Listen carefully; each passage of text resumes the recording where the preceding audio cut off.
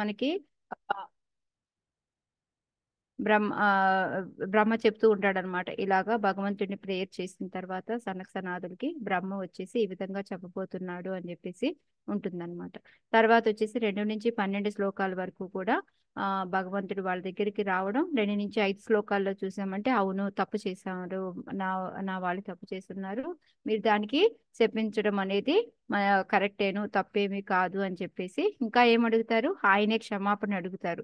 ఏంటంటే నా వాళ్ళు తప్పు చేస్తున్నారు కాబట్టి వాళ్ళ తరపున నేను క్షమాపణ అడుగుతున్నాను అని చెప్పేసి అడుగుతారనమాట. అప్పుడు వీళ్ళకి డౌట్ వస్తుంది, ఇదేంటి అనేసి.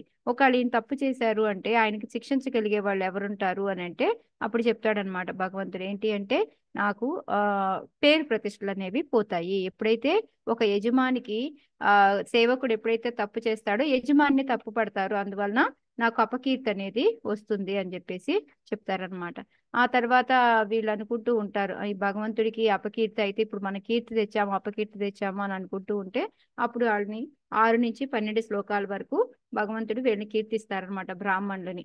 మీరు బ్రాహ్మణుల వల్లనే నాకు కీర్తి అనేది వస్తుంది, మీ యొక్క మీకు సేవ చేయడం మూలంగానే లక్ష్మీదేవి లాంటి వాళ్ళందరూ కూడా నాతోనే ఉంటున్నారు, మీ యొక్క డస్ట్ ఏదైతే ఉందో పాదధూళి ఏదైతే ఉందో అది నేను పైన కిరీటంకి రాసుకుంటాను, అందువల్లనే నాకు ఆ వీళ్ళందరూ నేను ప్యూర్ అయిపోయాను, పవిత్రం అయిపోతున్నాను అనేసి, నేను యజ్ఞంలో కాదు బ్రాహ్మణులకు పెట్టిన భోజనాన్ని నేను ఇష్టంగా తింటాను అనేసి, మళ్ళీ నాకు ఎవరి ఇష్టము అంటే ఎవరైతే ఆవుల్ని బ్రాహ్మణులని నేను అనుకొని వాళ్ళని చేస్తారో వాళ్ళంటే నాకు ఇష్టము అని, ఎవరైతే ఇష్టం ఉండదు అంటే ఎవరైతే బ్రాహ్మణులని ఆవుల్ని సరిగ్గా చూడరో వాళ్ళ యందు విచక్షణ కలిగి ఉంటారో వాళ్ళందరూ అంటే నాకు ఇష్టం ఉండదు అనేసి ఆ విధంగా చెప్పుకుంటూ వస్తారనమాట.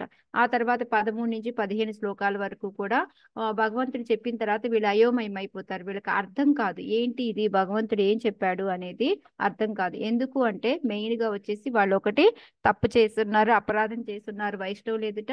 ఇంకోటి ఏంటి అంటే మెయిన్ విషయం ఏంటి అంటే ల్యాక్ ఆఫ్ సేవ. ఎందుకంటే ఒక్కొక్కసారి చూడండి, మనము సేవ చేస్తాము, చేసినప్పుడు అంటే అన్ని చాంటింగ్ చేస్తూ ఉంటాము, అన్ని చేస్తూ ఉంటాము, కానీ ఒక ఫీలింగ్ రాదు. ఎందుకు అంటే మనకి తృప్తి అనేది ఉండదు సేవలో అన్నమాట. ఆ సేవ చెయ్యక మనకి అది ఆ భావం అనేది అర్థం కాకుండా ఉంటుంది అనమాట. అందుకని వీళ్ళకి ఏంటంటే భగవంతుడి యొక్క సేవ లేదు, ప్లస్ వచ్చి భగవంతుడు వచ్చి వాళ్ళకి ఎదురుగా మాట్లాడుతూ ఉన్నప్పటికీ కూడా వాళ్ళకి ఏమీ అర్థం అవట్లేదు అనమాట.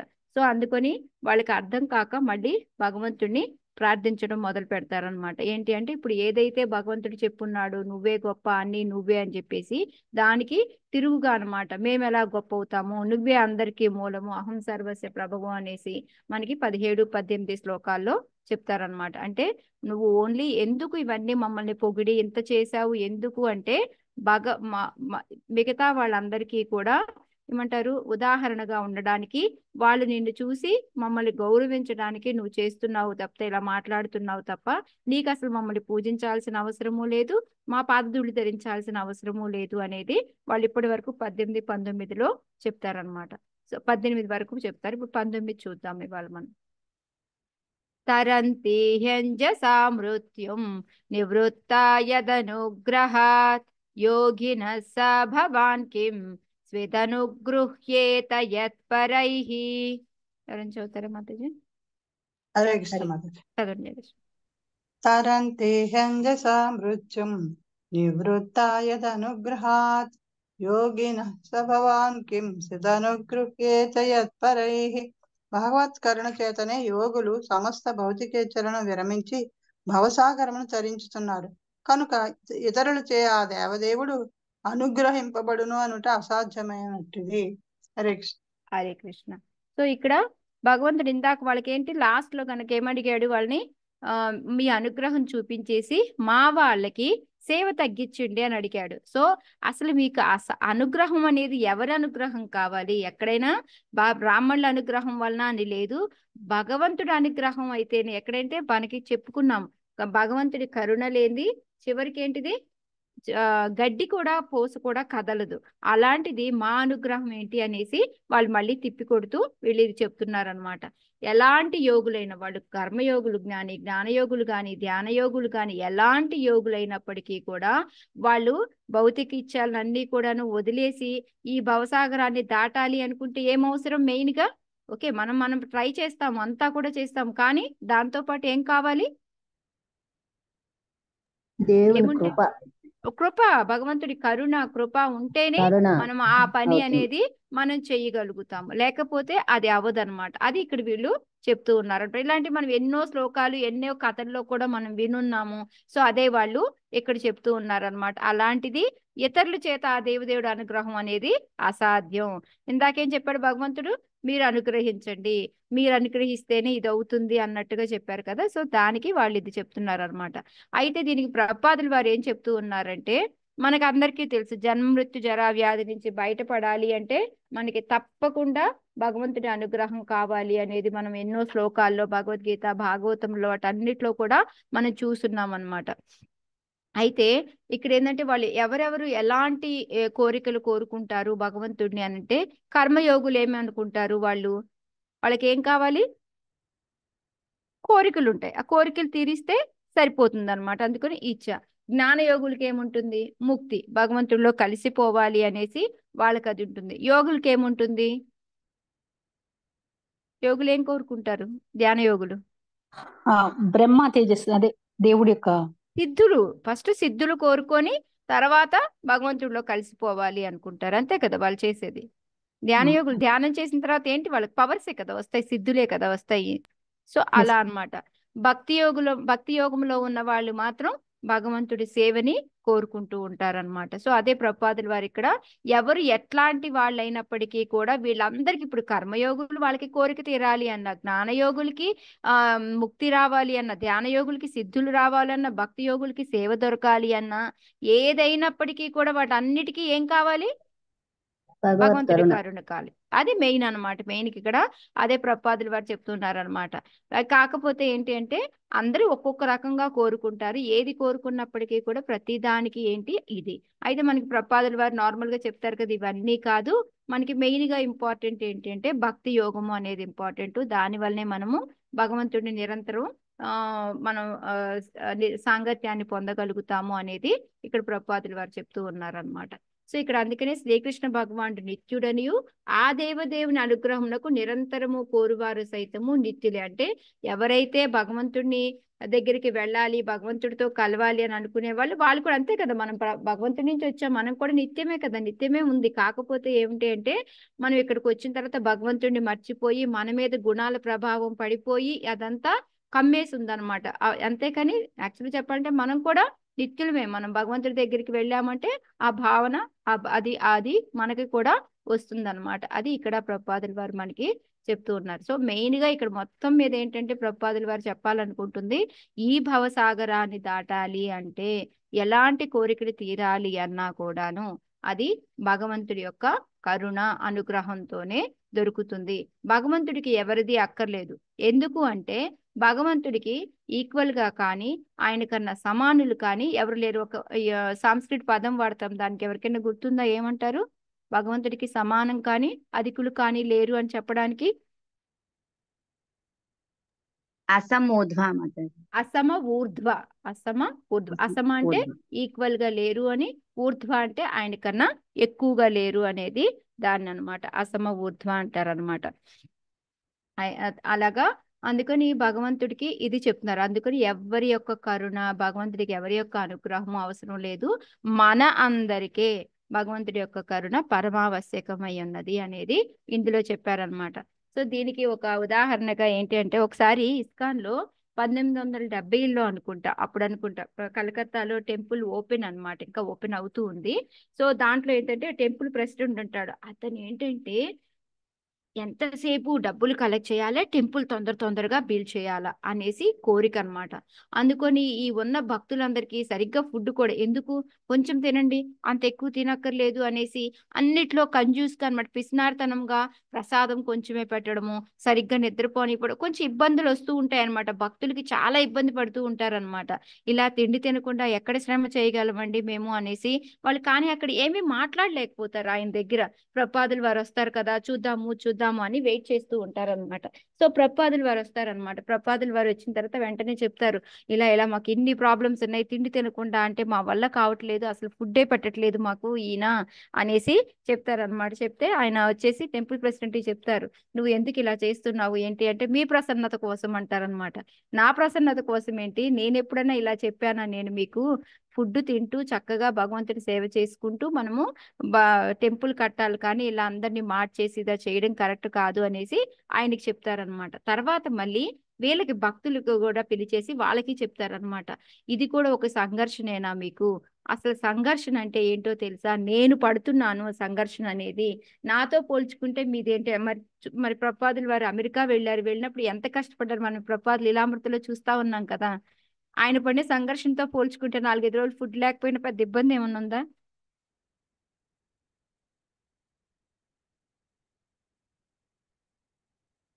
లేదు మాతాజీ. సో ఎందుకు చెప్పాను ఇది, ఎందుకు చెప్పారు మాతాజీ రిలేటెడ్ లేకుండా అని అనుకోకండి. సో ప్రభుపాదులు వారు ఏం చెప్తారు అంటే, మరి అంతా కూడా కృష్ణుడిదే అనుకోండి, అది నాది అనుకోకండి, అప్పుడు మీకు ఆ ఫీలింగ్ రాదు అనేసి భక్తులకి ప్లస్ ఆ ప్రెసిడెంట్ కి మొత్తానికి అందరికీ కలిపి కూడా చెప్తారు.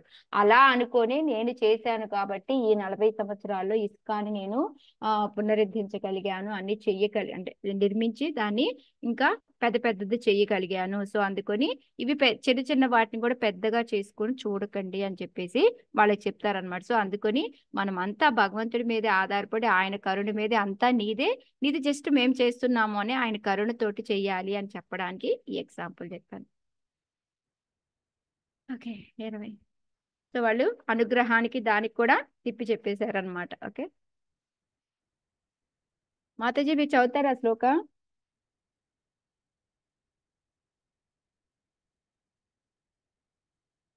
నిమిషం తల్లి, నాకు ఇది స్క్రీన్ కొంచెం ప్రాబ్లం ఉంది. వచ్చిందా ఓకే, మాతాజీ? వస్తుంది, మళ్ళీ సడన్ గా పోతుంది. Oh no problem. ఎం వై విభూతి రూపయాత్యనువేలమన్యైః మళ్ళబోయింది. అర్థార్థిభిः స్వశిరస ఋతపాదరేణుః ధన్యార్పితాంఘ్రి తులసి నవధామధామ్నో లోకం మధువ్రత పతేరివ కామయాన. హరే కృష్ణ. చదవండి మాతాజీ. చదువుతారు ఎవరైనా? నేను చదవను. మీరు చదివండి. ఎవరి పాదరజమును ఇతరులు తమ శిరమును దాల్తురో అట్టి లక్ష్మీదేవి నీ సేవ కొరకే వేచి ఉండును. ధన్యులకు భక్తులచే నీ పాదపద్మములకు అర్పింపబడిన తులసీ దళమాల చుట్టూ పరిభ్రమించుచు భృంగరాజపు ధామమున స్నానం పొందుటకే ఆమె ఆ రీతి అత్యంత ఆతృతతో నిలిచియుండును. Hare Hare Krishna. Krishna. Thank you. So ఇక్కడ థ్యాంక్స్. ఏంటి అంటే, మనకి ఇందాక ఏం చెప్పారు అక్కడ, అందులో మీ యొక్క సేవ చేయడం మూలంగానే లక్ష్మీదేవి కూడా నేను అనురక్తి చూపించకపోయినా కూడా నా దగ్గరే ఉంటుంది అని చెప్పారు కదా. దానికి ఇక్కడ వాళ్ళు తిప్పి కొడుతున్నారనమాట. ఏంటి అంటే, లక్ష్మీదేవి మా సేవ చేసినందువలన ఆమె అక్కడే ఉండట్లేదు. ఎందుకు ఉంటుంది అంటే, ఆమె నీకో సేవకు చేసి నీ కొరకే వేచి ఉంటుంది. అది ఏంటంటే నీ వల్లనే, అంతేకా నీ వైభవం చూసి నీ వల్లనే కానీ మా సేవ చేయడం వలన అక్కడ ఉండట్లేదు లక్ష్మీదేవి. ఎలాగైతే దానికి ఎగ్జాంపుల్ గా ఏంటి అంటే, ఎలాగైతే ఒక తులసి దళమాల, ఎప్పుడైతే భగవంతుడి పాదపద్మాల దగ్గర ఎవరు ఉంటారు? తులసి ఉంటుంది. తులసి చుట్టూ ఎవరు తిరుగుతారు? మనం ఆల్రెడీ వైకుంఠం ఎలా ఉంటుంది అనే దగ్గర మనం చూసాము. భృంగరాజు తుమ్మెద తిరుగుతూ ఉంటుంది. ఎందుకు? చక్కగా భగవంతుడి గుణాలన్నీ పుచ్చుకొని ఉంది, ఆమె దగ్గర ఉంటే మనకి బాగుంటుంది అని అక్కడే తిరుగుతూ ఉంటుంది తుమ్మెద. సో అలాగా లక్ష్మీదేవి కూడా నీ చుట్టూ తిరుగుతూ ఉంటుంది, అంతే తప్ప మా వలన కాదు అనేసి అక్కడ చెప్తూ ఉన్నారనమాట. సేమ్ ఇది దానికి తిప్పి కొడుతూ వాళ్ళు ఈ విధంగా చెప్తున్నారనమాట. సో అందుకని ఆమె ఎప్పుడు కూడా నీ సేవకి ఎలా అయితే ఈ భృంగరాజు వెళ్ళి తిరుగుతూ ఉంటాడో ఆతృతతోటి, అదే విధంగా ఆమె కూడా భగవంతుడి సేవ చేస్తూ ఎప్పుడు నాకు ఆ భాగ్యం కలుగుతుందో అన్నట్టు ఆయన దగ్గరే వెళ్లకుండా ఉంటుంది అని చెప్పేసి చెప్తున్నారనమాట. అయితే ఈమె ఇలా చెప్పినందుకు ఎందుకు ఆమె తులసిని గుర్తు తెచ్చుకుంటూ ఇలా ఎందుకు ఉంటుంది అనే దానికి కింద మనకి ప్రభుపాదులు వారు చెప్తూ ఉన్నారనమాట. ఎందుకు అంటే, తులసీదేవి ఏంటంటే లక్ష్మీదేవి అనుకోండి, ఎప్పుడైనా ఒక్కోసారి ఏంటంటే ఈ భక్తులందరూ తెగ పూజ చేస్తూ ఉంటారు కదా. సో వాళ్ళకి పాపం ఒకసారి వెళ్ళేసి వరం ఇచ్చేసి వద్దాంలే అనేసి ఆమె ఒక్కొక్కసారి భగవంతుడిని వదిలేసి వెళ్లాల్సి వస్తుంది. అందుకొని ఇక్కడ తులసీదేవి మాత్రం ఎప్పుడూ భగవంతుడిని వీడే వెళ్ళదనమాట. దానికోసమని ఆమె అప్పుడప్పుడు అసూయ చెందుతుంది అని కింద ప్రపాదుల వారు కూడా రాశారనమాట. సో ఈ విధంగా మనం చూసాము అంటే లక్ష్మీదేవిది అందువలన ఉంటుంది తప్ప మిగతాది ఇంకేమీ లేదు అనేది చెప్తున్నారు. అది ఇక్కడ రాలేదు, బట్ తులసి దళాలది నెక్స్ట్ మీకు వస్తుంది. ఇక్కడ మాత్రం సింపుల్ గా ప్రపాదుల వారు మనకి ఏం చెప్పారు అంటే, ఎలా అయితే భృంగరాజు తులసీదేవి చుట్టూ తిరుగుతూ ఉన్నారో అదే విధంగా నీ యొక్క పాద సేవనాలకు నియుక్తురాలై ఆమె ఉంది, అంతేకాని అంతకన్నా నీకన్నా వరమిచ్చే వాళ్ళు కానీ ఎవరూ లేరు అని చెప్పేసి ఇక్కడ ప్రపాదుల వారు చెప్తున్నారు. నేను ఏదైతే అసూయ చెందుతుందో తులసి దళాలది ఇది చెప్పాను, ఇది ఇంకా మీకు ముందు ముందు దాంట్లో కూడా మళ్ళీ వస్తుంది అనమాట. అది ముందే చెప్పేశాను నేను. సో ఇక్కడ మిగతా వాళ్ళందరూ కూడా లక్ష్మీదేవి అనుగ్రహం కోసం చూస్తారు. లక్ష్మీదేవి ఎవరి అనుగ్రహం కోసం చూస్తూ ఉంటుంది? భగవంతుని భగవంతుడి యొక్క అనుగ్రహం కోసం చూస్తూ ఉంటుంది. సో అదనమాట ఇక్కడ. సో లాస్ట్ సారాంశం ఏమనగా, ఎవ్వను భగవానునికి వరదాయకుడు కాజాలరు, వాస్తవమునకు ప్రతి ఒక్కరు భగవత్ సేవకులకు సేవులై ఉన్నారు. అంతే. మన గోపికలు వాళ్ళు ఎప్పుడు ఏం చెప్తూ ఉంటారు? గోపికలు మతజ శ్లోక గుర్తుందా మీకు? దాసాను దాసాను దాస అనేసి వాళ్ళు మేము ఎప్పుడు కూడా డైరెక్ట్ గా భగవంతుడి సేవకులు అని కూడా చెప్పరు అనమాట. సేవకులకి సేవకులమే అనేసి వాళ్ళు చెప్తూ ఉంటారు. అలా అవ్వాలి అని కోరుకుంటారు. స్టార్టింగ్ నాకు తెలియదు, గోపి భర్త పద కమలయోర్ ప్రధాన కమలయ్యర్ అదే దాసాను దాస. యా అదే చైతన్య చరితామృతాలో వస్తుంది, మధ్యలీలాలో వస్తుంది, 22nd చాప్టర్, శ్లోకా నెంబర్ ఏంటో గుర్తులేదు. సో ఇది దీనికి మెయిన్ ఏంటంటే మా వలన కాదు నీ వలనే అనేది ఇక్కడ క్లియర్ చేశారనమాట. నెక్స్ట్ మాతాజీ చదువుతారా? యస్తాం వివిక్త చరితైరనువర్తమానాం నాత్యాది యత్పరమ భాగవత ప్రసంగః సత్వం ద్విజానుపథ పుణ్యరజ పునీతః శ్రీవత్సలక్ష్మకిమగా భగభాజనస్త్వం. మీనింగ్ ఎవరైనా చదవండి మాతాజీ. మీ శ్లోకా కూడా చదవనీయట్లే మాతాజీ.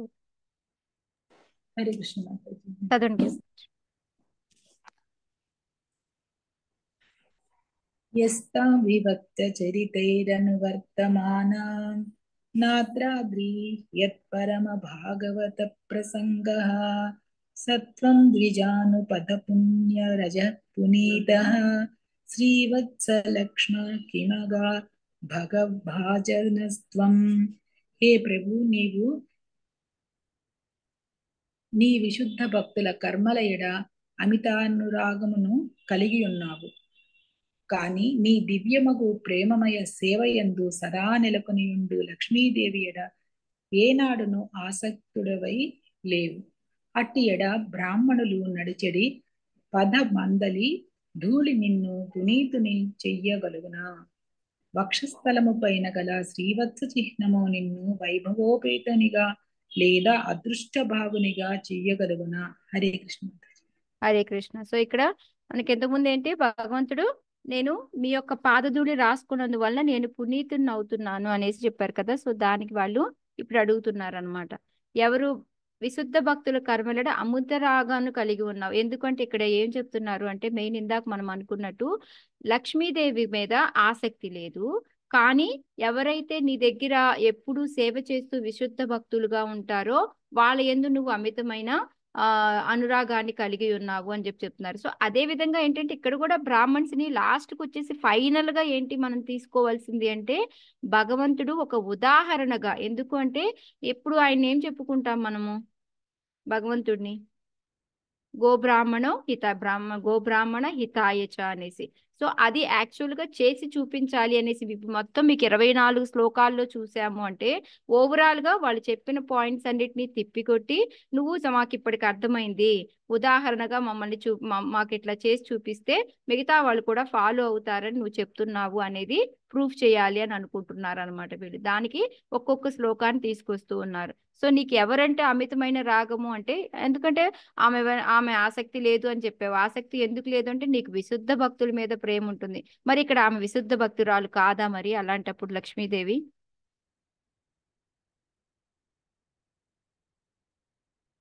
హరే కృష్ణ. విశుద్ధ భక్తురాలే లక్ష్మి. విశుద్ధ భక్తురాలే. మరి ఆమె ఆసక్తి లేదు అని ఎందుకు చెప్తున్నాడు భగవంతుడు?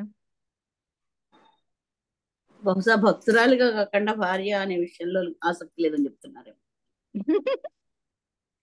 ఓకే. ఎందుకు అంటే ఒక్కొక్కప్పుడు అదే ఇందాక చెప్పాను కదా నేను, లక్ష్మీదేవి ఒక్కొక్కప్పుడు భగవంతుని వీడి వెళ్ళాల్సి వస్తుంది. ఎందుకు వెళ్ళాల్సి వస్తుంది? భక్తులు పిలుస్తూ ఉంటారు. మనం ఎన్ని రకాల వ్రతాలు చేస్తూ ఉంటాం ఆమె కోసం. సో పాపం కొంతమంది కోసం ఆమె వెళ్తూ ఉంటుంది అనమాట. అందుకని తులసి తోటి కంపేర్ చేసుకుంటే లక్ష్మీదేవిని కొంచెం తక్కువే చెప్తూ ఉంటారన్నమాట ఇక్కడ.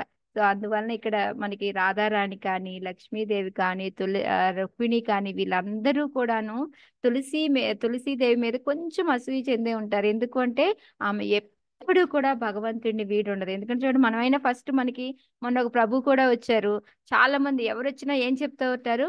ఒక్క తులసి ఆకు తీసుకొని దానికి గంధము రాసి దాన్ని గనక భగవంతుడికి అర్పిస్తే చాలు, ఇంకా ఏమి చెయ్యక్కర్లేదు అని చెప్తారు. ఎందుకు? ఆ తులసి అంటే అంత అమితమైన అనురాగం అన్నమాట. అందుకని ఇక్కడ అలా పోల్చి చెప్పారు. అంతేకాని భగవంతుడికి ఆసక్తి లేదు అని కాదు. లక్ష్మీదేవి అన్నా కూడా ఆమె ఇంటర్నల్ పొటెన్సీ కూడా కదా భగవంతుడికి.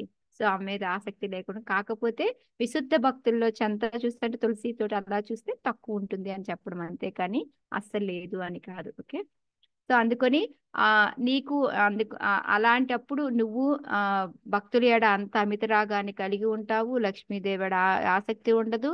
అలాంటి వాడికి మా యొక్క పాదధూళి వలన, బ్రాహ్మణుల యొక్క పాదధూళి వలన నిన్నెవరైనా పునీతుల్ని చేయగలుగుతారా? అది అసలు సంభవమే కాదు. ఇంకోటి ఏంటి అంటే ఈ భగవంతుడి యొక్క వత్స చిహ్నం ఉంటుంది కదా, దాని వల్లనే ఆయనకి ఏమంటారు వైభవం వచ్చింది, అదృష్టం వచ్చింది అని చెప్తూ ఉంటారు కదా. అలా వాటి వలన వేటి వలన కాదు అని చెప్పేసి ఇక్కడ చెప్తూ ఉన్నారు. అంటే లక్ష్మీదేవి వచ్చినందువలన భగవంతుడికి వైభవం రాలేదు, మా పాదధూళి వలన నీకేమి పునీతులు కాలేదు. ఇవన్నీ కూడా ఏంటంటే నీ యొక్క వైభవాలే, అంతే తప్ప ఇంకేమీ లేదు అని చెప్పేసి మెయిన్ గా వాళ్ళు చెప్తూ ఉన్నారనమాట. అయితే ఇక్కడ వచ్చి ప్రభుపాదుల వారు మొత్తం కూడా ఈ పర్పోర్ట్ అంతలో కూడా ఏంటి అంటే భగవంతుడి యొక్క అన్ని ఐశ్వర్యము అన్ని కూడాను షడ్విభూతులు అన్ని కూడా ఆయనకి పూర్తిగా ఉంటాయి. అందువల్లనే మెయిన్ తన ధామందు గోవిందుడు లక్షలాది లక్ష్మీదేవి గణముచే సదా సేవింపబడినను సమస్త వైభవముల తనకు గల వైరాగ్య కారణమున వారిలో ఎవరి ఎడను అనురక్తుడై ఉండడు. సేమ్ లక్ష్మీదేవి అంటే ఎందుకు అంటే ఆ లక్ష్మి మీద ఉండదు అంతే. అంతేకాని ఎంతమంది ఉన్నా వాళ్ళకి ఆయనకి వైరాగ్యం మూరణంగా ఏంటంటే వాళ్ళతో అనురక్తుడై ఉండడు అని చెప్పేసి మనకి బ్రహ్మ సంహితలో వస్తుందన్నమాట. ఇంకా మిగతాకి షడ్విభూతులు ఆయనకి ఎందుకు లక్ష్మీదేవి అవసరం? ఆయన దగ్గరే బోల్డ్ అంతుంది. మళ్ళీ మా లక్ష్మీదేవి వచ్చి ఇవ్వాల్సిన పని అనేది ఆయనకి లేదనమాట. అది ఇక్కడ చెప్తూ ఉన్నారు. నెక్స్ట్ ఏంటంటే మనమందరము కూడా లక్ష్మీదేవిని ఆరాధిస్తూ ఉంటాము. మనకి ఆమె ఈ ఎంతో కొంత కొంచెమన్నా అనుగ్రహం చూపిస్తే బాగుండు అని చెప్పేసి. సో అందుకొని ఆ లక్ష్మీదేవి ఏంటంటే అప్పుడప్పుడు భగవంతుడి యొక్క పాద పద్మాలు వదిలేసి మన దగ్గరికి వస్తూ ఉంటుందన్నమాట. సో తులసీదేవి మాత్రం అలా ఉండదు కాబట్టి ఆమె అసూయ చెందుతూ ఉంటుంది అని చెప్పేసి ఇక్కడ ప్రభుపాదుల వారు చెప్తూ ఉంటారన్నమాట. అందుకని ఆమె ఎప్పుడు కూడా భగవంతుడి దగ్గర అలా కదలకుండా ఉండాలి అనేసి అనుకుంటూ ఉంటుంది. దానికోసం భగవంతుడి అనుగ్రహం కోసమే చూస్తూ ఉంటుంది అని చెప్పేసి చెప్తూ ఉన్నారు. చూడండి, లక్ష్మీదేవి మాత్రం భగవానుని వక్షస్థలం పైననే నిలిచి ఉన్నను తాను అనుగ్రహమును వేడి ఇతర భక్తులు కొన్ని మార్లు మొదమును కలిగింపవలసి వచ్చుచూ ఉండును. ఆ కారణం ఆమె తనకు గల అసంఖ్యాక భక్తులను సంతుష్టపరచుటకు ఏగుచూ ఉండును. అది ఒక్కొక్కసారి అందుకు వెళ్ళి భగవంతుడిని వదిలేయాల్సి వస్తుంది అని చెప్పేసి చెప్తూ ఉన్నారనమాట. సో ఇంకోటి వచ్చేసి ఇంకా బ్రాహ్మణుల నిర్హేతు కరుణ చేతనే తనకు లక్ష్మీదేవి వేడుకున్నదని భగవానుడు పలికినప్పుడు అతని వైభవం చేతని ఆమె ఆకర్షింపబడినదని కానీ బ్రాహ్మణుల వరదానం చేత కాదని మనం ఇదంతా చెప్పుకున్నదే. మళ్ళీ కూడా ప్రభుపాదుల వారు అదే చెప్తూ ఉన్నారనమాట ఇక్కడ. సో అందుకని భగవంతుడు ఎవరి మీద ఒక వరానికి కానీ డబ్బుల కోసం కానీ దేనికోసం కూడా భగవంతుడు ఎవరి మీద ఆధారపడక్కర్లేదు. భగవంతుడే ఇంకా విశుద్ధ భక్తుల మీద అమితానురాగం చూపించేసి వాళ్ళకి కావాల్సినవన్నీ కూడా ఇస్తూ ఉంటాడు అంతే అని చెప్పేసి, నువ్వు ఇదంతా ఎందుకు చేస్తున్నావు అంటే మా వైపు గౌరవాన్ని చూపించాలి అని మిగతా వాళ్ళకి బోధించడం కోసం మాత్రమే చేస్తున్నావు అనేసి ప్రభుపాదుల వారు కూడా లాస్ట్ ఎండింగ్ ఇదే ఇస్తారనమాట. సో లక్ష్మీదేవి కానీ మా పాదధూళి కానీ ఎవరైనా వరాలు కానీ అనుగ్రహించడాలు కానీ ఇవన్నీ ఏమీ నీకు అవసరం లేదు. ఎందుకంటే భగవంతుడికి ఎందుకు? ఎవరైనా మనం ఏమైనా చెయ్యాలా? మనం ఫుడ్ పెడితేనే తింటాడా భగవంతుడు? ఒక పదం ఉంది భగవంతుడికి, ఏంటిది? మనం ఏం చేయకపోయినా ఆయన తృప్తిగానే ఉంటాడు. ఆత్మారామ. ఆత్మారామ. సో ఆయనకి ఎవరిని ఏమీ చెయ్యక్కర్లేదు, కానీ ఎందుకు మనం చేసింది తీసుకుంటాడు భగవంతుడు?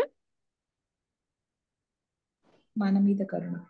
మన మీద కరుణ, మనం ప్రేమతో పెట్టాం కాబట్టి దాన్ని తీసుకుంటూ ఉంటాడు అనమాట. అది అంతేగాని భగవంతుడి దగ్గర లేదు, నేను ఫుడ్ పెట్టకపోతే ఆయనకి ఎవరు ఇంకా ఫుడ్డే లేదు అలా అనుకొని ఏడు పెడితేనే తింటున్నాడు అనుకోవడం మన మూర్ఖత్వం అనమాట. అది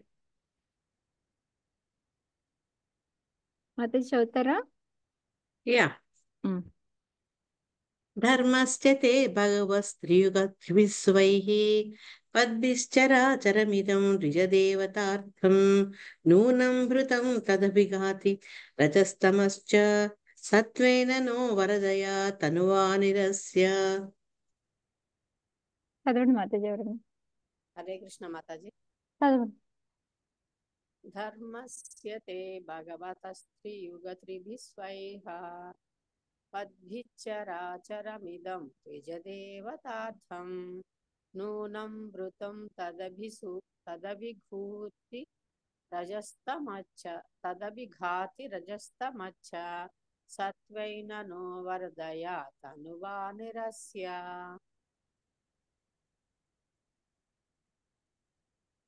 హే ప్రభు, నీవు సాక్షాత్తుగా ధర్మస్వరూపమై ఉన్నావు కనుకనే 3 యుగములందును నీవు అవతరించి స్థావర జంగమాత్మకమవి ఈ విశ్వమును సంరక్షింతువు.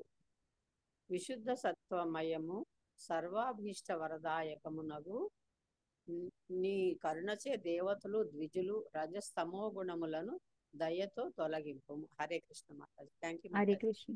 Hare Krishna. Thank you Mataji. So actual గా ఇందాక మనము అసూయ అది చెప్పుకున్నాం కదా, భగవంతుడు లక్ష్మీదేవి కూడా భగవంతుడి వైభవంతోనే ఆకర్షింపబడుతుంది, అదన్నీ కూడా చెప్పుకున్నాం కదా. సో అక్కడ అసూయ చెందే దాంట్లో ద్వారకా రాణులు కూడా అన్నమాట. ఎప్పుడు అనుకుంటారంట, ఆయన ఉదయాన్నే మనందరికీ నేర్పించడం కోసం ఆయన, మనం గనుక చాప్టర్ నెంబర్ ఏంటో ఉంది కృష్ణ బుక్ లో చూస్తే, ఉదయం లేచిన దగ్గర నుంచి భగవంతుడు ఏమేమి పనులు చేస్తాడు, ఉదయాన్నే లేవడం, సూర్యోదయానికి ముందే లేవడం, సూర్య నమస్కారాలు చేయడం, ఇవన్నీ కూడా ఆయన ఒక డైలీ ఏ పనులు చేస్తాడు అనేది ఒక చాప్టర్ ఉంటుంది. మీరు అది చూసారు అంటే బాబోయ్ అనిపిస్తూ ఉంటుంది అనమాట మనకి. సో అలా వాళ్ళు ఎప్పుడైతే రాణుల దగ్గర భగవంతుడు పడుకుంటాడో ఉదయాన్నే సూర్యోదయానికి ముందే ఆయన బ్రహ్మముహూర్తంలోనే లేచిపోతారు అనమాట. లేచిన వెంటనే వీళ్ళు తిట్టుకుంటూ ఉంటారంట, ఎందుకు ఈ సూర్యుడు వస్తాడు, ఈ సూర్యుడికి పని పాట లేదా అనేసి సూర్యుడిని తిట్టుకుంటారు. ఎందుకు తిట్టుకుంటారు?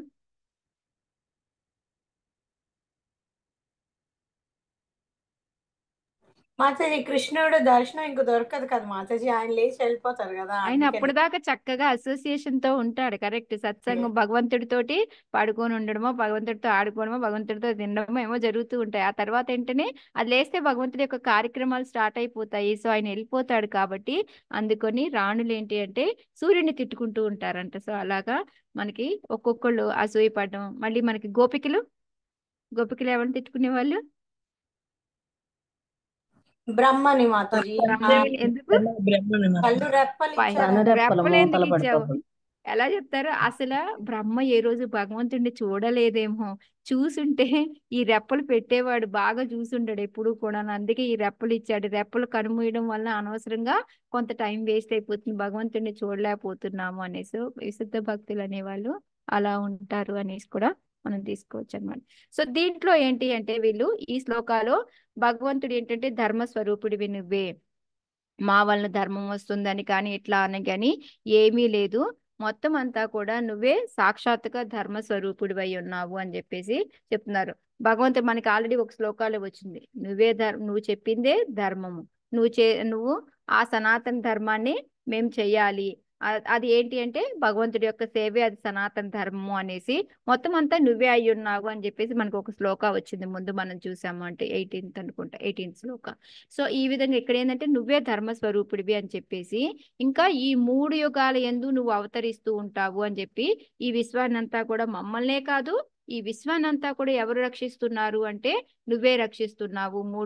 ఎందుకు 3 యుగాలు అందే అని చెప్పారు అంటే ఇక్కడ మనకు ఆల్రెడీ తెలుసు, ఈ 3 ఏదైతే సత్య ద్వాపర త్రేతాయుగాలు, ఈ 3 యుగాల్లో భగవంతుడు అవతారం తీసుకొని వస్తాడు.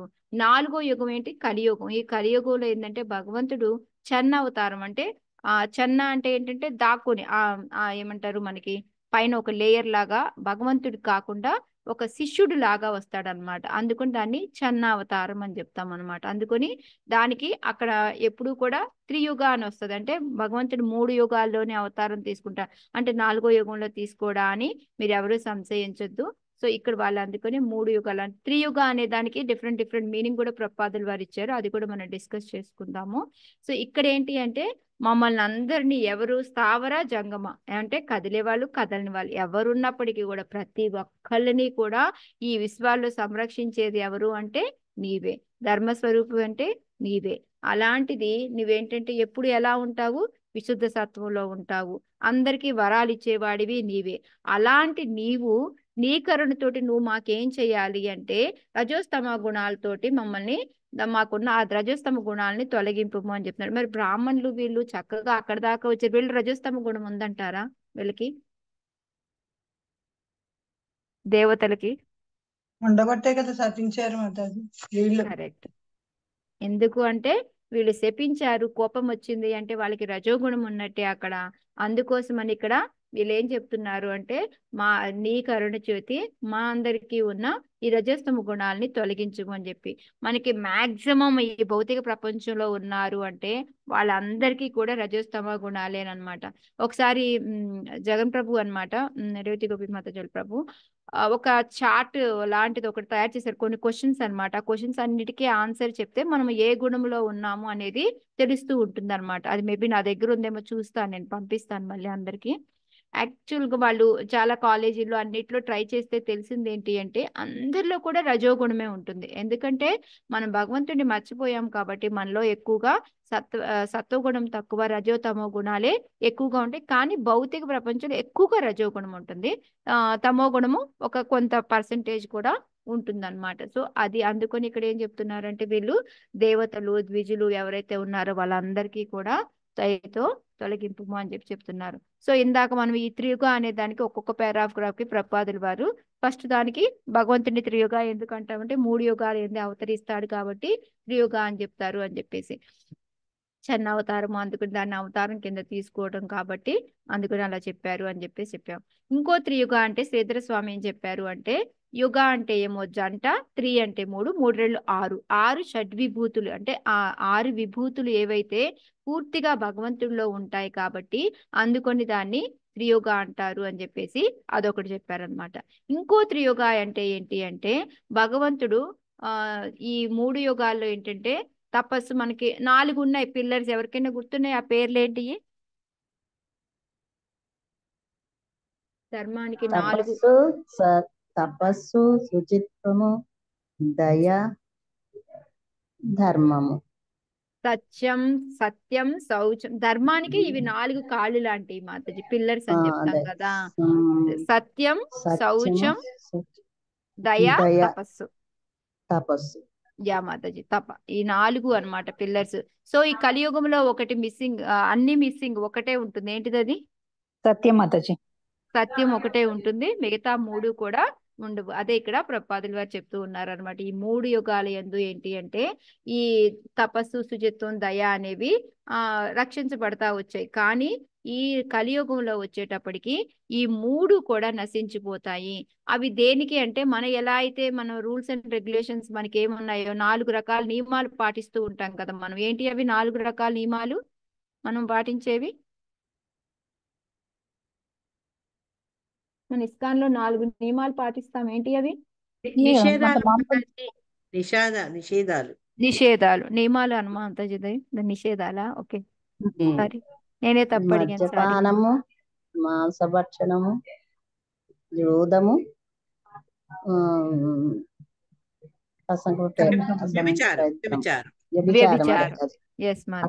అసభ్య ప్రవర్తనము అంటున్నాను. సో వ్యభిచారం ఈ 4 మాతాజీ. వ్యభిచారం మాతాజీ ఈ 4 గనక మనం చూసుకున్నామంటే ఈ 4 పిల్లర్స్ తోటి కలుస్తాయి అన్నమాట. ఏదైతే మనం సత్యం అనుకుంటూ ఉన్నామో అది పేకాట ఆడాలు, ఇలా జూదం ఆడటాలు వీటి కింద వస్తుంది అనమాట.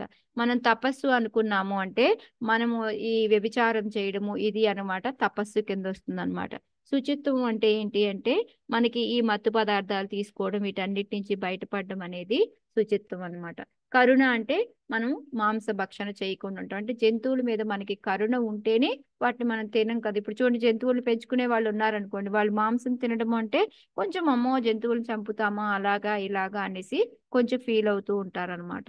సో అందుకని యాక్చువల్ చెప్పాలంటే మనం తినే వెజిటబుల్స్ లో కూడా మనం హింస చేస్తున్నట్టే.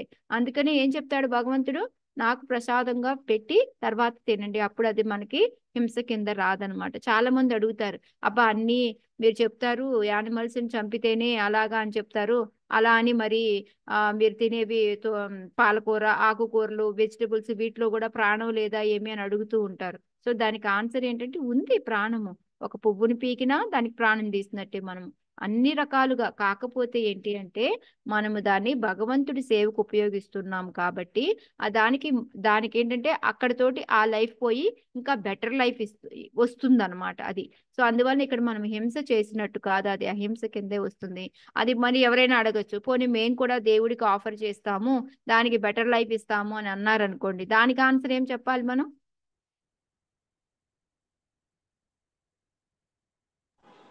అంటే అంటే ఒక జీవి ఇంకొక జీవిని తినే అధికారం అనేది మనకు లేదు కదా మాతాజీ. అంటే మనకి ఇచ్చింది అదే వెజిటబుల్స్ కాదు, మాత్రమే. భగవంతుడు ఎక్కడన్నా చెప్పాడా నాకు ఇది ఆఫర్ చెయ్యండి అనేసి? ఆ, భగవంతుడు ఏం చెప్పారు. చెప్పాడు? పత్రం పుష్పం ఫలం తోయం, ఇంతే చెప్పింది మనకి. అంతేకాని ఎక్కడా కూడా నాకు నాన్ వెజ్లు తెచ్చి పెట్టండి, అది పెట్టండి, ఇది పెట్టండి అని చెప్పేసి ఎక్కడా కూడా భగవంతుడు చెప్పలేదు.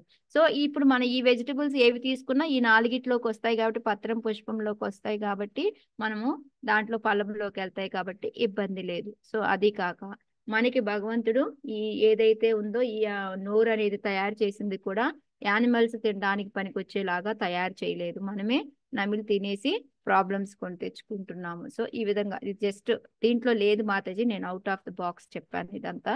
ఎందుకంటే మనకు బయట అడుగుతూ ఉంటారు కదా, మనం ఏమన్నా నాన్ వెజ్ తినకూడదు అని వెంటనే మనకి తిరుగు టపా టపా టపా ఈ క్వశ్చన్లే వస్తూ ఉంటాయి అన్నమాట. అందుకని చెప్పాను. మాతాజీ ఇంకొకటి పెద్ద వాళ్ళు చెప్తారు కదా మాతాజీ, మేము దేవుడికి అర్పించి తింటున్నాం, మేము వాటికి బెటర్ లైఫ్ ఇస్తున్నాం అంటే ఫస్ట్ ఆఫ్ ఆల్ వాళ్ళలో అంత శుద్ధితనం ఉన్నదా మాతాజీ నెక్స్ట్ లైఫ్ ఇవ్వడానికి కూడా? అది కూడా ఒక క్వశ్చనే. అది ఓకే, బట్ అట్లీస్ట్ మీరు చెప్తున్నారుగా అంటారు కదా మనల్ని. అదే మాతాజీ. మీరు చెప్తున్నారు కాబట్టి మేము పెట్టినా వస్తుంది అని చెప్తారు. అదే అవును మాతాజీ, కరెక్ట్. కృష్ణ సో అది ఇక్కడ ఇవ్వకపోయినా మళ్ళీ జన్మలా తయారవుతారు మాతాజీ వాళ్ళు వీలుగా వీళ్ళు పుట్టి వాళ్ళని వీళ్ళు నరుక్కుంటారు. సో ఇక్కడ ఏంటంటే ప్రపాదుల వారు ఈ త్రియుగంలో ఏంటంటే ఈ కలియుగంలో ఇవన్నీ పోయాయి, సత్యం ఒకటే ఉంది. సో దానికి ప్రపాదుల వారు చైతన్య మహాప్రభు ఏంటంటే చన్నావతారంగా ఒక భక్తుడిగా వచ్చి మనందరి జనాల్ని రక్షించారు. ఏ విధంగా రక్షించారు అంటే ఆయన చెప్పింది ఏంటి అంటే జస్ట్ వచ్చేసి సంకీర్తన చేసుకోండి, దాని వలన మనం అందరమే ఈ రజస్తమ గుణాల నుంచి బయటపడిపోతాం. అంటే అక్కడ ఆయన ఏదైతే దేవతలు ద్విజుల్ని ఈ రజస్తమ గుణాల నుంచి బయటపడేయండి అంటే మనకి ఇక్కడ ప్రపాదుల వారు ఆన్సర్ కూడా చెప్తున్నారు అనమాట. ఎలా పడేయాలి అంటే జస్ట్ మనం చాంటింగ్ చేసుకోవడం ఈ కలియుగానికి. ఎందుకు అంటే ఈ 3 రకాలైనవి ఈ త్రియుగాలంటే ఈ తపస్సు శుచిత్వం దయ అనేవి 3 కూడా ఇక్కడ లేవు మనకి. సో అందువలన మనము అన్నిటికన్నా మెయిన్ గా ఏంటంటే చాంటింగ్ చేసుకున్నాము అంటే వీటి నుంచి మనం బయటపడగలుగుతాము అని చెప్పేసి మనకి చైతన్య మహాప్రభు వచ్చి నిరూపించి చూపించి కూడా మనకి వెళ్ళారనమాట. సో అది ఇక్కడ మళ్ళీ వీళ్ళు ఏంటంటే సనాతనులు కూడా రజస్తమ గుణంలో ఎందుకు ఉన్నారు అంటే వాళ్ళని శపించి ఉన్నారు కాబట్టి అందువలన వాళ్ళు కూడా అదే గుణంలో ఉన్నారు అనేది వాళ్ళకి నెమ్మదిగా ఇప్పుడు అర్థమవుతుంది. ఫస్ట్ ఏమనుకున్నారు వాళ్ళు, మాకేంటి భగవంతుడు వచ్చి దర్శనం ఇచ్చారు కాబట్టి మాకేమీ అవ్వదు అనుకున్నారు, ఓకే మేము తప్పు చేయలేదు అనుకున్నారు. కానీ ఎప్పుడైతే భగవంతుడు పొగిడినట్టుగా వాళ్ళని పొగిడాడో అప్పుడు వీళ్ళకి అర్థమైంది అనమాట, ఓ మేము అన్ని కూడా తప్పు చేసున్నాము అని చెప్పేసి. మనకి అది ఇందాక చెప్పాను కదా మీకు, శుచిత్వం ఒక దేనితోటి రిలేటెడ్ ఉంది అనేసి మన నిషేధాల్లో దాన్ని ఇక్కడ ప్రపాదుల వారు చెప్తూ ఉన్నారు అనమాట. మనకి ఎప్పుడైతే అమాయక జంతువులు ఎందుకు కరుణ ఇవన్నీ కూడా చెప్పున్నారు. మళ్ళీ శుచిత్వం అనేది ఏంటి అంటే ఈ మనకి ఏదైతే ఈ తాగుటాలు ఇవన్నీ లేకుండా మనకి అనవసరమైన ఆహారం తినకుండా అంటే నాన్ వెజ్ లాంటిది ఇవన్నీ కూడా ఎప్పుడైతే తినకుండా ఉన్నామో మనము లోపల నుంచి మనం చాంటింగ్ ఇవన్నీ చేసుకుంటే కూడా మనకి శుచిత్వం అనేది వస్తుంది అని చెప్తున్నారు అనమాట. తపస్సు అనేది నిమిత్తమైన భోగం ఇదంతా కూడా. సో ఇక్కడ ఏంటి అంటే మనకి భక్తులు అనేవాళ్ళు ఏమి చేస్తే మనం రజోస్తమ గుణాల నుంచి బయటకు వస్తాము అనేది ప్రభుపాదులు వారు చెప్పారు. దానికి కూడా భగవంతుడు మనం చేసుకుంటూ భగవంతుడి అనుగ్రహం కరుణ మీద మనము ఆధారపడి ఉండాలి. అది మెయిన్ టోటల్ గా లెసన్ అనమాట. 23 మాత్రం. Natham ద్విజోత్తమకులం యదిహాత్మగోపం గోప్తా వృషః స్వర్హణేన నసూతస్ 1 second నసూనుతేన ససూనుతేన thank you తర్హ్యేవ తక్షతి శివస్తవ దేవపంథా loco గ్రహీష్య దృషభస్య హి తత్ప్రమాణం. మాతాజీ ఎవరు చదువుతారా?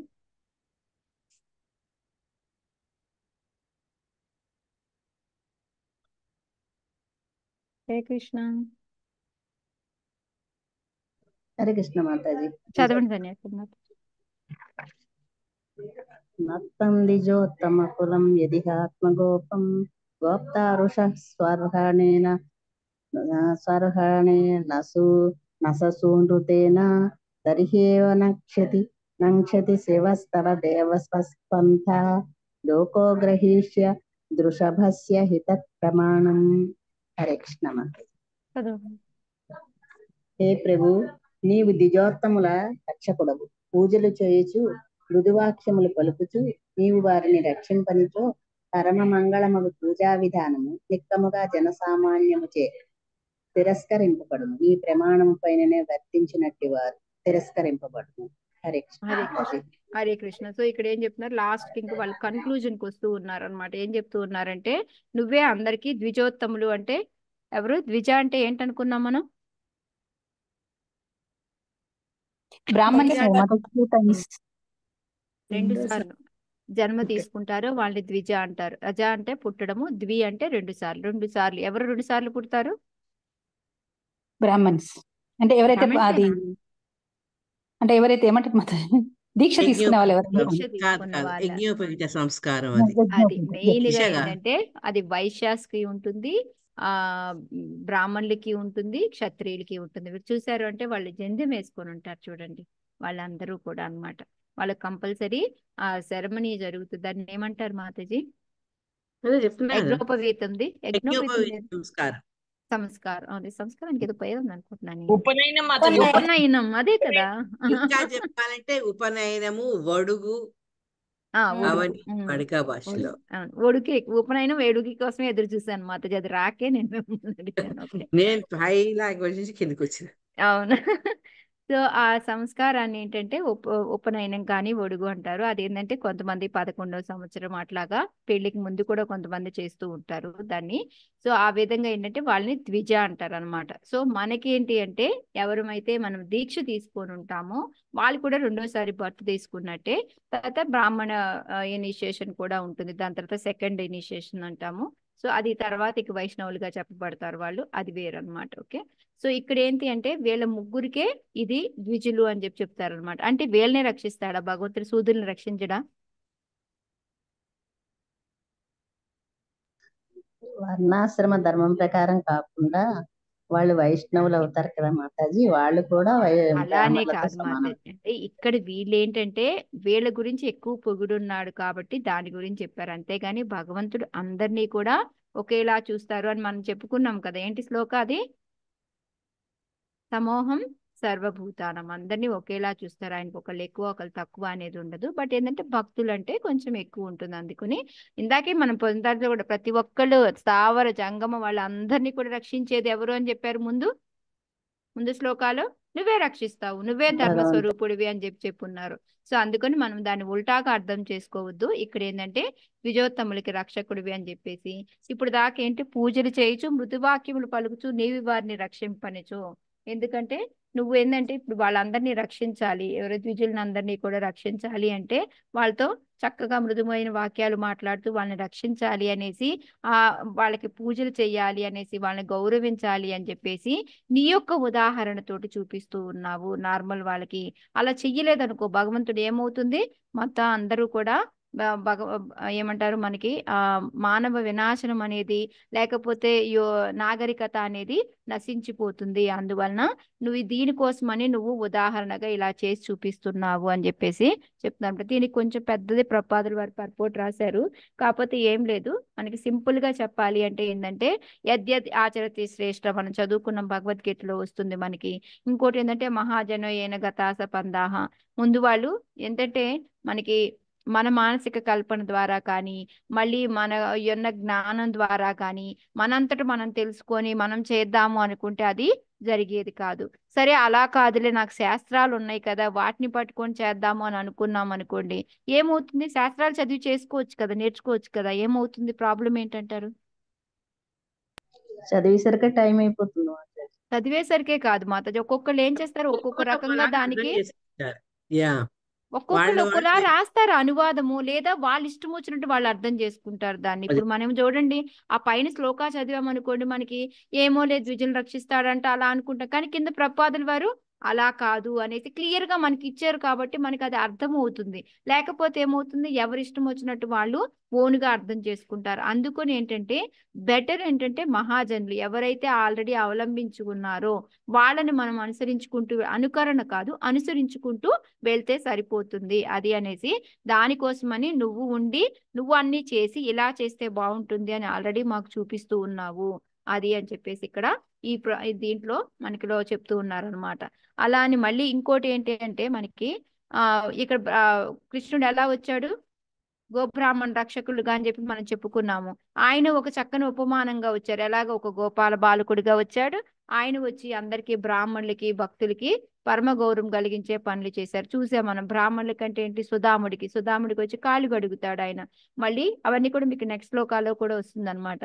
సో ఇవన్నీ చేసినందువల్ల వచ్చే నష్టం లేదు అనేసి మనకి భగవంతుడు చెప్పాలి అనుకున్నాడు. ఇంకా దీని వలన మనకి గౌరవం పెరుగుతుందే తప్ప ఇంకా తగ్గదు అనేది కూడా మనము ఇక్కడ తెలుసుకోవాలన్నమాట. ఇంకోటి ఏంటంటే మెయిన్ గా ద్విజులన్నిట్లో కూడా పరమోత్తములు ఎవరు చెప్పాలి అంటే బ్రాహ్మణులు అనేది చెప్తూ ఉన్నారనమాట. ఎందుకు అంటే మనం తెలుసు, మనకి ఒక్కొక్కరికి ఒక్కొక్కటి, మన భగవంతుడి యొక్క మొహం తీసుకున్నామంటే బ్రాహ్మణులు అని, భుజాలు తీసుకున్నామంటే క్షత్రియులు అనేసి, పొట్ట తీసుకున్నాము అంటే వైశ్యులు అని చెప్పుకున్నాము. సో ఎవరికైనా ఏదైనా యుద్ధం జరుగుతుంది అనుకోండి, వాళ్ళు ఏం కాపాడాలనుకుంటారు శరీరంలో?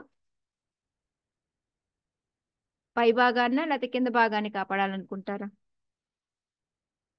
యుద్ధం జరుగుతుంది అనుకోండి, ఎవరైనా ఇద్దరు కొట్టుకుంటా ఉన్నారు అనుకోండి, పై భాగాన్ని. ఎందుకంటే అది పోయిందంటే ఇంకా మనిషి పోయినట్టే కదా, మిగతా కాలు చెయ్యి ఏది పోయినా ఏదైనా దెబ్బ తగిలిన అవుతుంది. కానీ శిరస్సు అనేది చాలా ఇంపార్టెంట్ కాబట్టి అందుకని ఇక్కడ ప్రపాదుల వారు ఏం చెప్తూ ఉన్నారంటే మెయిన్ గా బ్రాహ్మణులు వాళ్ళుంటే, ఎందుకు వాళ్ళుంటేనే మంచిది అని చెప్పి ప్రపాదుల వారు ఇంత నొక్కి చెప్తున్నారు, ఎందుకంటారు?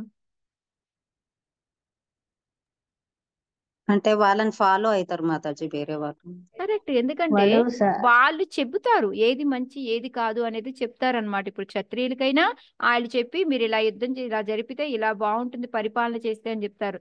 వైశ్యులకి వాళ్ళే చెప్తూ ఉంటారు. సో ఇప్పుడు వీళ్ళే లేరనుకోండి, మెయిన్ హెడ్డే లేకుండా మిగతాదంతా ఉన్న ఉపయోగం ఏమన్నా ఉంటుందా మనకి? తల ఎవరైనా తీసేశారు, మిగతా బాడీ అంతా బాగా ఉన్నప్పటికీ ఉపయోగం ఏముంటుంది?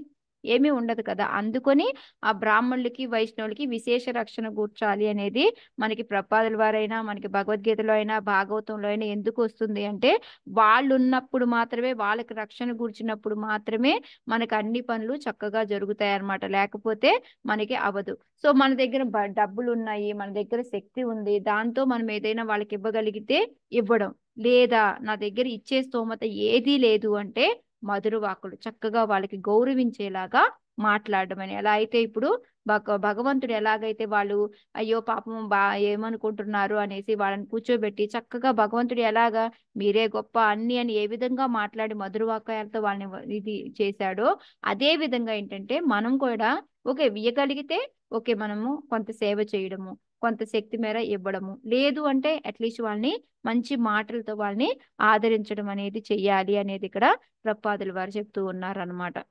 అది ఎలా అయితే భగవంతుడు చేశాడో సనత్సనాదులకి అలా మనం కూడా చెయ్యాలి అనేది ప్రభుపాదుల వారు చెప్తున్నారు. ఇంకోటి నెక్స్ట్ పారాగ్రాఫ్ లో ఏంటి అంటే మెయిన్ గా మనకి ఈ మహాజన పంత అనే రేస్ లో మనకి నేతలు ఉండాలి అని చెప్తున్నారు. ఎందుకంటారు? నన్ను రక్షించే వాళ్ళు ఉండాలి అలాగని. వాళ్ళు సరిగ్గా ఉంటే సమాజం మిగతా వాళ్ళు ఉంటారు. రాజులు ఉండాలి కదా మాతాజీ, రాజ్యాన్ని అంతే బాగా కదా. చూస్తారు కదా. వాళ్ళు సరిగ్గా ఉండి వాళ్ళు ఫాలో అవుతున్నారు అనుకోండి, ఆటోమేటిక్ గా మన ఇంట్లో ఉన్నారనుకోండి, ఇంట్లో పెద్ద ఉండి ఫాలో అవుతుంటే మిగతా వాళ్ళు ఆటోమేటిక్ గా దాన్ని ఫాలో అయిపోతారు. లేకపోతే వాళ్ళు చేయకుండా మనం ఒక్కళ్ళమే ఫాలో అవుతున్నాం అనుకోండి, అప్పుడు అది కరెక్ట్ గా ఉండదు అనమాట. అందుకే నేతలచే ఈ విధానం ప్రవేశపెట్టబడినచో మానవ నాగరికత నశించగలదు. వాళ్ళు ఎప్పుడైతే చెయ్యరో అప్పుడు ఈ మానవ నాగరికత అనేది నశిస్తుంది. అందుకని ఒక రాజు తరహాలో తీసుకున్నా, మీరు ఏ విధంగా తీసుకున్నా కూడా భగవంతుడు వచ్చి దాన్ని మనకి చూపించి వెళ్ళాడనమాట. అందుకే ఇది నంక్షతి అనేసే పదం మనకి వస్తుంది అని చెప్పేసి, నాగరికత నశించిపోతుంది, లేకపోతే వినిష్టం అంటే తప్పుదారి పడుతుంది అని చెప్పేసి ఇక్కడ ప్రభుపాదుల వారు అదే చెప్తున్నారనమాట. అందుకని మనం చేయాల్సింది ఏంటి అంటే మనమే చక్కగా బ్రాహ్మణులకి వైష్ణవులకి అందరికీ కూడా గౌరవంగా మర్యాదగా మాట్లాడడం, మన శక్తి మేర వాళ్ళకి పూజలు చేయడము, వాళ్ళకి తగిన సహకారం అందించడము అనేది చెయ్యాలి. ఇది ఎవరు చెప్పారు?